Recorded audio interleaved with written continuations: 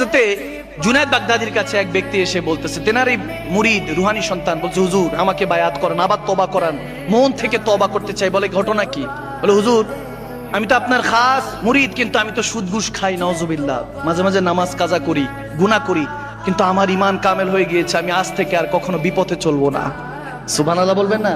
তো তিনি তেনার ঘটনা বলছেন। বলে আমি হুজুর বাগদাদি গেলাম দিন মজুর নেওয়ার জন্য, হায়ার করার জন্য, যখন খুঁজতেছি তো একটা যুবক পেলাম, অল্প বয়সের তাগড়া যুবক। তাকে বললাম যে তুমি কি আমার এই মাল সাবান কিনেছি, চালের বস্তা টস্তা একটু বাসায় পৌঁছে দিবা? বলে হুজুর নিয়ে যাবো ইনশাল্লাহ, কোনো সমস্যা নাই। ওর বিনিময়ে কত? বলে 3 দিরহাম। কত? 3 দিরহাম দিলে হবে কাজের বিনিময়ে। তো সে বলতেছেন যে আমি তখন রাজি হলাম। সে 3 দিরহাম বিনিময়ে বস্তা কাঁধে উঠালো, যাচ্ছে। হঠাৎ করে জোহরের আজান পড়লো। আজান পড়ার সাথে সাথে সে আমার কাছে, ছোট্ট একটা শরীর কিন্তু এই ভারী জিনিস নিয়ে যাচ্ছে, ক্ষমা চেয়ে বলতেছে আমি একটু সময় চাই, আমি জোহরের আজান পড়েছে, আমি একটু নামাজটা আদায় করবো, আমাকে একটু সময় দিবেন। বলে ঠিক আছে যাও নামাজ পড়ে আসো। সে ফাঁকে নামাজ পড়ে আসলো, দেখলাম গেলো আর তাড়াতাড়ি চলে আসলো।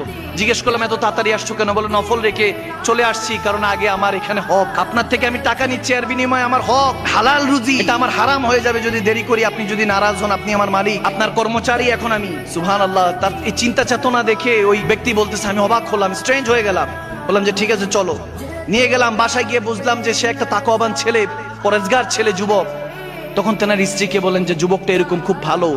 তেনার স্ত্রী বলেন যে তাহলে ওনাকে বসতে বলেন, আমি একটু খাবার টাবার দেই, দুপুরে লাঞ্চ দেই। যুবক আস্তে আস্তে বলতেছে হুজুর আমি লাঞ্চ করতে পারবো না, আমি নফল রোজা রেখেছি। রোজার মাহিনাও না, কিন্তু বলতেছে নফল রোজা রেখেছি। সেই দম্পতি তারা দুইজনে অবাক হয়ে বলতেছে যে আমরা তো আরো অবাক হইলাম। তখন বললেন তাহলে আজকে আমাদের এখানে তুমি ইফতার করবা? বলে ঠিক আছে। সে তখন মসজিদে চলে গেল, আল্লাহ আল্লাহ জিকির করছে, দুরুদে পাক পড়ছে।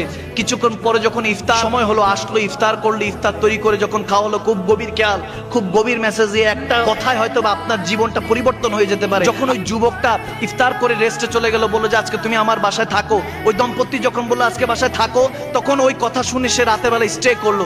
স্টে করার পরে ওই দম্পতির একটা ল্যাংড়া মেয়ে ছিল, লুলা, তার পা কোনো অপাইস ছিল, প্যারালাইজড ছিল, হাঁটতে পারতো না। হঠাৎ করে রাত্রে 3টার দিকে দেখতেছে দরজার মধ্যে ওই দম্পতি নক নক করতেছে, কে জানি টোকা দিচ্ছে দরজার মধ্যে। দরজা খুলে দেখে তার মেয়ে দাঁড়ায় আছে। বলে কি গো মা, কি হয়েছে, তুমি দাঁড়ায় আছো কিভাবে? বলে জানি না বাবা, আজকে শুনলাম যে তুমি ওই যে তাকওয়াবান ওই যুবকের কথা বললা, ওয়াবতাগু ইলাইহিল ওয়াসিলা। আমি তখন শুয়ে শুয়ে আল্লাহর কাছে ফরিয়াদ করলাম, আল্লাহ তুমি তো বলেছো উসিলার মাধ্যমে তুমি দোয়া কবুল করো, ওই যুবক তোমার দরবারে কবুল হয়ে থাকে, তার উসিলা আমাকে শাফা দান করো। বলতেছে 10 বছর ধরে প্যারালাইজ ছিল পাটা, ওই মেয়ে উঠে দাঁড়ালো, বলতেছে আমি হাঁটতে পারছি। ওই দম্পতি বলতেছে যুবক কোথায়? ঘরে গিয়ে দেখতেছে ঘর খালি, ওখানের মধ্যে একটা চিরকুট পড়া, কাগজের মধ্যে লেখা যে হে আল্লাহর বান্দা, আমার রাজ তো ফাঁস হয়ে গিয়েছে, আমি এখন আর এখানে থাকবো না। আপনি যদি সত্যি সত্যি আমাকে ভালোবেসে থাকেন, আমার দিকে নয় আল্লাহর দিকে রুজু হন। ওই দম্পতি তারা ওই যুবকের কথা শুনে তাদের মধ্যে ঈমান চলে আসলো। তারা দৌড়ায় গিয়ে যখন জুনায়েদ বাগদাদির কাছে গেলেন, বলেন হুজুর আমাদের ঈমান কামেল হয়ে গিয়েছে, আমাকে তওবা করান। জুনায়েদ বাগদাদি হাসি মুখে তাকে তওবা করিয়ে আবার নয়া মুসলিম হিসেবে কবুল করে নিলেন। সুবহানাল্লাহ, আল্লাহু আকবার। হেদায়েতের মালিক কে? আওয়াজ দেন, হেদায়েতের মালিক কে?